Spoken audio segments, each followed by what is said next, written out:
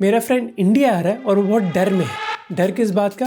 India की visa application की website. तो मैंने कहा ये कितना ही मुश्किल होगा। So let's start.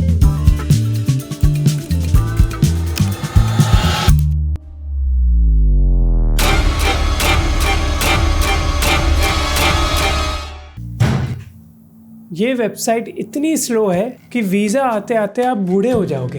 इनफैक्ट हालात इतने बेकार हैं कि इकोनॉमिस्ट ने इस वेबसाइट के बारे में पूरा आर्टिकल लिख डाला।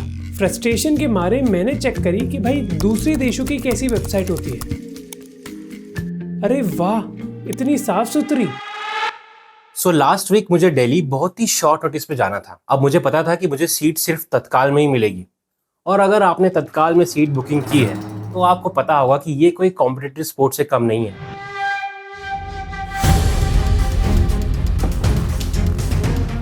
तो मैं 9:55 पर बैठ गया, लॉग इन किया, पैसेंजर डिटेल्स रेडी रखी और बस घड़ी के 10 बजने का वेट करते रहा। और जैसे ही घड़ी में 10 बजे I hit the book button.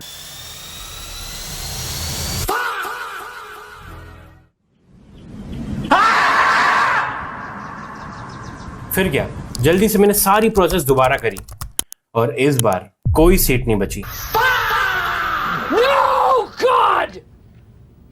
No, God, please, no!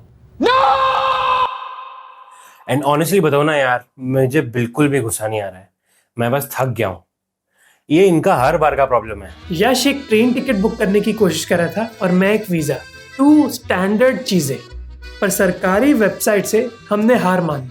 ये सेम IRCTC की वेबसाइट जिसको यश हैंडल नहीं कर पाया, उस पर हर मिनट 30,000 टिकट्स बुक होती हैं। It is one of the busiest booking engines in the world. So clearly Indian government ऐसे products बना सकती है which can work at scale. ये मत समझना कि ये यूजर का प्रॉब्लम है। देखो, मैं एक छोटे शहर से आता हूँ। मैं आपको बताता हूँ कि मैं आजकल यहाँ पर क्या देख रहा हूँ। वही लोग जो इन गवर्नमेंट वेबसाइट्स के थ्रू नहीं जा पा रहे, उन्हें यूज नहीं कर पा रहे, वो रील बना रहे हैं, उन पर म्यूजिक डाल रहे हैं, एडिट कर रहे हैं, अपलोड कर रहे हैं, जो अपने आप में काफी कॉम्प्लेक्स टास्क है। मुझे क्या लगता है पता है कि इंडियंस ने इंटरनेट को अच्छे से फिगर आउट कर लिया, लेकिन इन गवर्नमेंट वेबसाइट्स ने इंडियंस को फिगर आउट नहीं करा। और ये बस डेली फ्रस्ट्रेशन की बात नहीं है। व्हेन वेबसाइट्स फेल, हमारा डेटा भी लीक हो सकता है। कई बार सरकारी साइट्स की वजह से आधार और पासपोर्ट डिटेल्स लोगों की इंटरनेट पर लीक हो जाती है। तो ये चीजें इस वजह से नहीं हो रही कि सरकार में टैलेंट नहीं है या फिर इंडिया में हम अच्छे प्रोडक्ट्स नहीं बना सकते। तो भैया सरकारी वेबसाइट ऐसी है क्यों?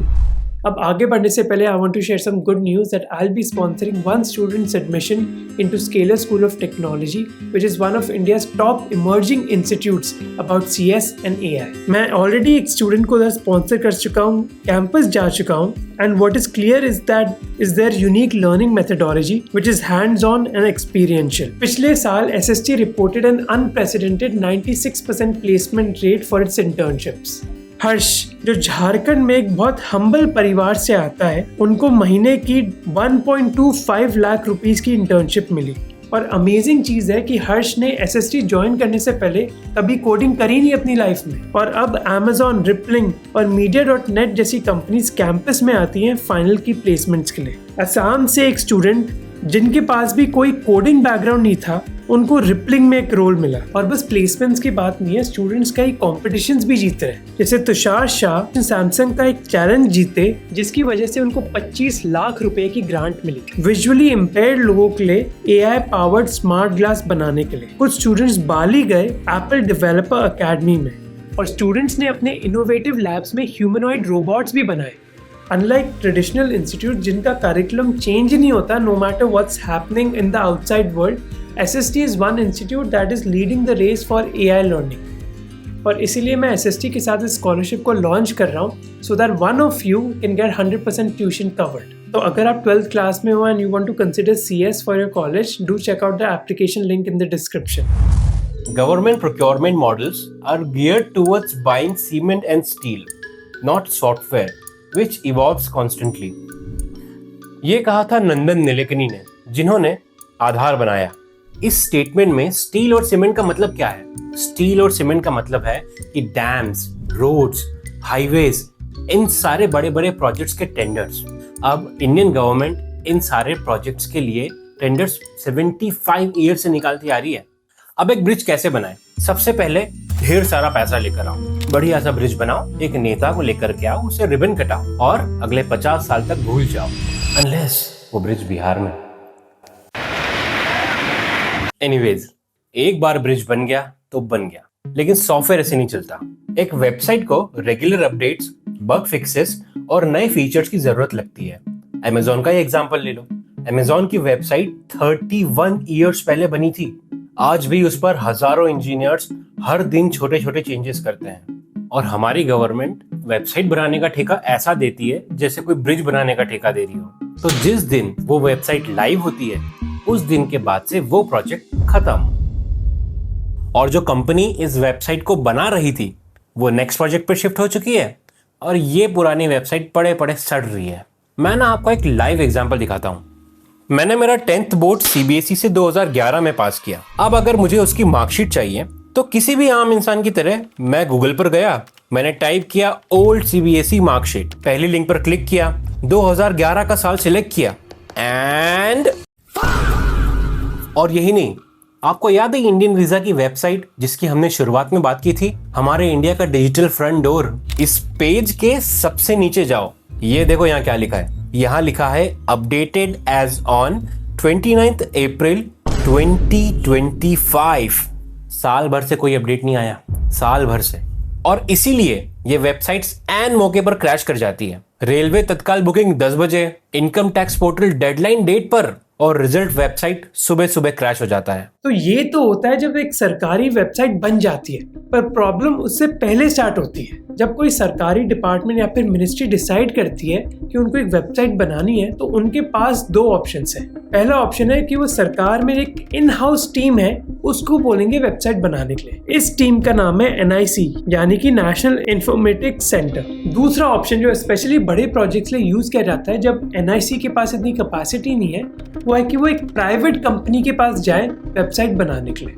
और इधर ही चीजें इंटरेस्टिंग हो जाती है। जैसे अगर आपकी कोई कंपनी है और आप एक वेबसाइट बनाना चाहते हो, आप देखोगे कि आपका बजट कितना है और उसके हिसाब से देखोगे आपको कौन सी वैल्यू मिलेगी। पर सरकार का सिस्टम थोड़ा अलग है। L1 tender. सरकार बेसिकली बोलती है कि भाई मुझे वेबसाइट बनानी है, इसके लिए एक टेंडर होगा। तो जो भी इंटरेस्टेड पार्टीज हैं वो दिखाएंगी कि उनके पास क्वालिफिकेशन है या नहीं। जो भी क्वालिफाई हो जाएगी, फिर उनमें एक बिडिंग कंपटीशन होगा, जिसकी सबसे कम बिड आई वो कॉन्ट्रैक्ट जीत जाएगा। इसको कहते हैं L1 बिड। L1 बोले तो लोएस्ट बिडर। अब ये सिस्टम काम करता है जब आप सब्जी मंडी में टमाटर घिया खरीद रहे हो कि भाई मुझे टमाटर चाहिए, जिससे सस्ता मिल जाए उससे ठीक है, आलो ले लो। पर जब आप कोई स्पेशलाइज्ड चीज खरीद रहे हो, जरूरी नहीं है कि सबसे सस्ता काम जो होगा वो सबसे अच्छा काम होगा। कुछ साल पहले रेडिट पर एक यूजर ने पोस्ट किया, why do Indian government websites look so bad. और इसी पोस्ट पर एक डेवलपर ने कमेंट करा। वो डेवलपर TCS में पहले काम करता था। उन्होंने अपना एक्सपीरियंस शेयर करते हुए बताया, and I quote, TCS was getting pennies for the work. I have never worked on more tight deadlines in any other projects. Every request was urgent.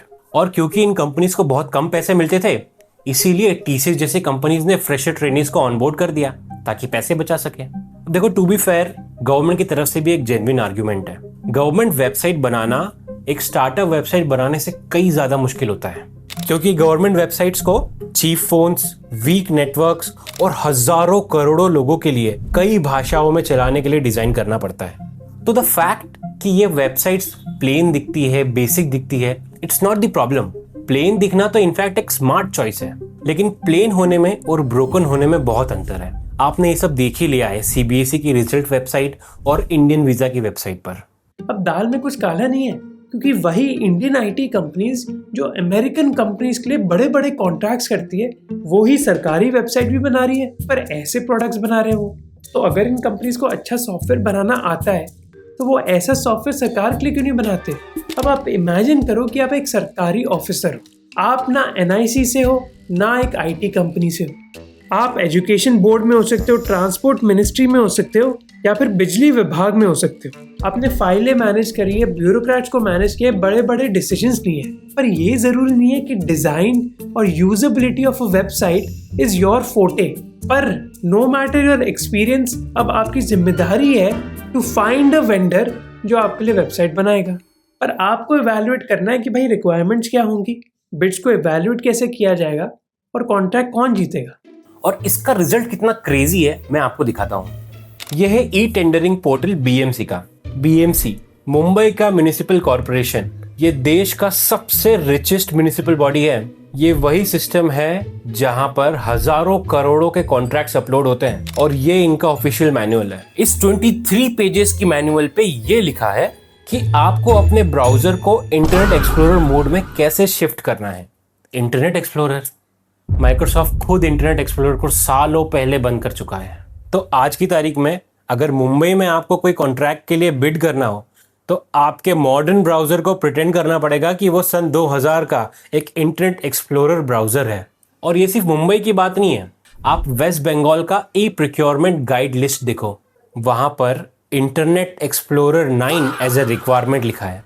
वो सिस्टम जिससे सरकार नई वेबसाइट्स बनाएगी, वही सिस्टम 19वीं सदी का है और बेचारे सरकारी ऑफिसर के लिए इंटरनेट एक्सप्लोरर उनका डिफॉल्ट ब्राउजर है। उनकी स्पेशलिटी वेबसाइट्स बनाना नहीं है, पर कई बार उनको ही रिक्वायरमेंट लिखनी है। तो वो क्या करते हैं, वो बुलाते हैं एक्सपर्ट्स बाहर से, मेनली बिग 4 कंपनीज जैसे KPMG, EY, PwC, कि आप मुझे बताओ कि मुझे वेबसाइट कैसे बनानी है। अब ये कंपनीज सरकार के लिए सोच रही हैं, तो ये अच्छी बात है या फिर बुरी बात है? A bit of both. बुरी बात ये है कि बेसिकली सरकार ने अपनी थिंकिंग किसी और को आउटसोर्स कर दी। अब सरकारी ऑफिसर बस सिग्नेचर कर रहे हैं और PwC उनके लिए सोच रहा है कि भाई इनको क्या करना चाहिए। मुंबई में एक रिसर्चर सूजन थॉमस ने इसी के बारे में स्टडी करी। जब सरकार सिस्टम बनाने के लिए अपनी सोच किसी को आउटसोर्स कर देती है, तो जब उनके पास वो चीज़ आती है, उनको पता नहीं कि वो कैसे यूज़ करें उसको। अब आप ही बताओ कि अगर आपको गाड़ी चलानी नहीं आती और मैं गाड़ी थमा दूं आपके हाथ में, आप कैसे चलाओगे? तो इसीलिए सरकारी टेंडर में उनको नहीं पता कि जो वो करोड़ों खर्च कर रहे हैं उससे उनको अच्छा प्रोडक्ट मिलेगा भी या नहीं। अब आप बोलोगे कि इसका सोल्यूशन तो है ही ना, कोई भी सरकारी ऑफिसर इंटरनेट पर जा सकता है और देख सकता है कि अच्छी वेबसाइट लगती कैसे हैं। जैसे सर्वम.ai की कितनी खूबसूरत वेबसाइट है, तो क्यों ना कोई सरकारी ऑफिसर भी वही एजेंसी को हायर कर ले। प्रॉब्लम इज डिफरेंट, क्योंकि ऑलमोस्ट हर सरकारी ऑफिसर एक डर में रहता है, करप्शन की इन्वेस्टिगेशन के डर में, कि भैया अगर मैंने कोई बोल्ड कदम उठा दिया तो मुझ पर इन्वेस्टिगेशन तो नहीं हो पाएगी। तो ऑफिसर के पास दो रास्ते हैं, या तो मैं L1 टेंडर करवाऊं जिससे चाहे मुझे खराब सर्विस मिल जाए पर काम तो सस्ता हो रहा है, इसीलिए कोई मुझसे सवाल नहीं पूछेगा कि भाई तुमने ये कंपनी क्यों चुनी वेबसाइट बनाने के लिए। दूसरा ऑप्शन है कि मैं L1 टेंडर ना करूं, कोई ऑल्टरनेटिव तरीका सोचूं जिससे मुझे एक अच्छा वेंडर मिल जाए बनाने के लिए वेबसाइट। दूसरे ऑप्शन में रिस्क है, and the unfortunate reality is कि officers are not rewarded for risk. तो जो ऑफिसर्स L1 टेंडर्स करवाते हैं, they are not lazy, they are doing it for self defence, so that उन पर कोई इन्वेस्टिगेशन ना हो। क्योंकि भाई डेयरिंग बनने में इतना फायदा नहीं है, आपका पेमेंट, आपकी सैलरी और प्रमोशन वैसे ही सीनियरिटी के बेसिस पर होता है, तो रिस्क क्यों उठाना। बाय द वे, आप जानते हो जो ऑफिशियल CBSE के ब्लंडर के लिए रिस्पॉन्सिबल था वो कहाँ है? ना ही उनको फायर किया गया, ना ही उनको डिमोट किया गया, उनको सिर्फ और सिर्फ ट्रांसफर कर दिया गया एग्रीकल्चर मिनिस्ट्री में। ये देखो, अब सिस्टम ना ये डील सभी ऑफिसर्स को देता है, आप रिस्क लो, सक्सीड हो जाओ, आपको कुछ नहीं मिलेगा। आप सेफ खेलो, फेल भी हो जाओ तो भी आपको कुछ नहीं मिलेगा। गजब बेइज्जती है। And now comes the third reason जिसकी वजह से हमारी गवर्नमेंट वेबसाइट्स इतनी ज्यादा खराब लगती है। एंड ये प्रॉब्लम ना आपको हर गवर्नमेंट वेबसाइट्स पर दिख जाएगा। Let me show you.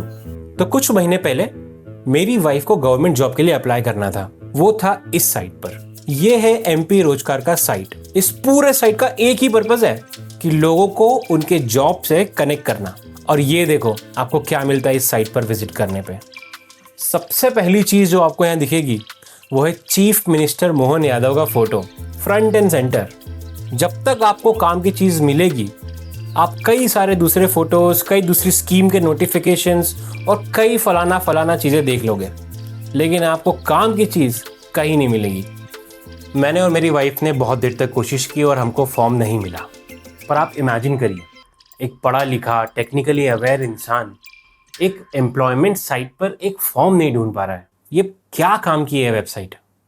और आपको लग रहा होगा इसी मध्य प्रदेश की बात है। नहीं, ये देखिए, ये है बिहार स्टेट गवर्नमेंट का वेबसाइट और यहाँ एक जायंट फोटोग्राफ हमारे चीफ मिनिस्टर जी का। उसके नीचे क्या है?